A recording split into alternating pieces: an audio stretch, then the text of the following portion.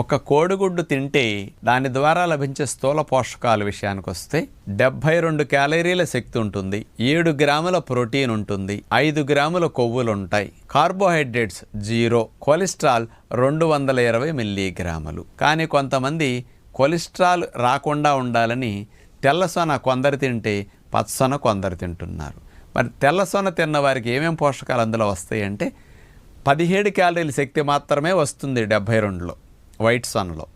అలాగే 4 గ్రాముల ప్రోటీన్ వస్తుంది, కొవ్వు రాధిక, కొలెస్ట్రాల్ రాధిక.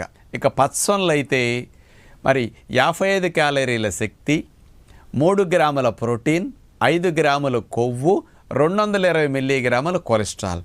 ఇవి మొత్తం పచ్చసొనలోకి వస్తాయి అన్నమాట. అందుకని ఏ సొన ఎవరు తింటున్నారో వాళ్ళకి అవగాహన కొరకు క్లియర్గా సెపరేట్ చేసి అందించడం జరిగింది.